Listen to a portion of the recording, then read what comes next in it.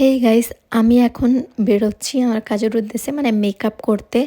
যেটা আমি দুটো ব্যাগ নিয়ে নিয়েছি। আর আমি কিন্তু একা যাই না, আমি একজনকে সঙ্গে নিয়ে যাই সব সময়। তো আজকেও আমি আর ও যাচ্ছি। এখানে কালিয়াচক থেকে গাড়ি ধরলাম।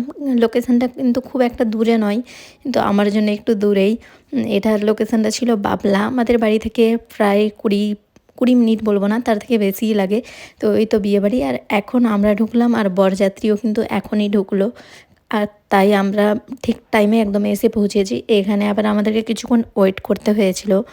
ব্রাইডের কী রিচুয়ালস ছিল সবগুলো কমপ্লিটের পর তারপর ও সাজতে বসলো এখানে। তো ও অনেক সাজতে সাজতে অনেক অনেক তাড়াহুড়ো করেছে। ব্রাইডদেরকে বলবো একটু টাইম নিয়েই বসো, কমসে কম আমাদেরকে 2.5 ঘন্টা টাইম দিও। তো ওরা এতটাও টাইম দেয়নি আমাদেরকে। তাই ওর বেস মেকআপটা একদম কমপ্লিট ভালো করতে পারলেও কিন্তু হেয়ারটা করতে পারিনি, কারণ ও আমাদেরকে টাইম একদমই দেয়নি। হেয়ারে বলছিল যা আছে তা করে দাও, কিছুও করতে হবে না এইরকম বলছিল। কালকে সব ঠিক করবে, আজকে যা পারো তা করে দাও, এরকম আমাকে ও বলছে। আমি বললাম না, আমার এটা কাজ, আমাকে ভালো করতেই হবে যেটুকু আমি পারি। মানে এখানে আমি কিছু একটা যে ঠিক করব ওর ফেসে কিছু একটা মানে পড়ে আছে, তো ওটাও বলছে কিছু করতে হবে না, যা আছে তা করে রেখে দাও, এরকম বলছে। এত এত তাড়াহুড়ো করছিল।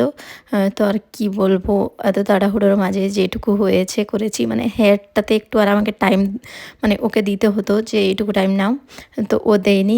কারণ আমি হেয়ারটা চেয়েছিলাম সাইড পার্ট করে একটু ফোলাবো এরকম টাইপের ব্যাক কমিং করে, কিন্তু ও এতটুকু টাইম আমাদেরকে দেয়নি। তাই ওটা আর করা হয়নি, এমনি সিম্পল বসিয়ে করে দিয়েছি, যা হয়েছে তা। এই তো ফাইনাল লুক ব্রাইডের। ও দেখতে সুন্দর, আর ক্যামেরায় অতটাও লুক বোঝা যাচ্ছে না যতটা রিয়েলে ভালো লাগছিল আর কি। আমাদের কাজ কমপ্লিট হয়ে বেরিয়ে গিয়েছিলাম আমরা, কিন্তু আমাদেরকে কোনো মতেই বেরোতে দেবে না। ওরা বলছে একটু হলেও খেয়ে যাও, তাই কথা রাখার জন্য একটু আমরা খেতে বসে গিয়েছি এখানে।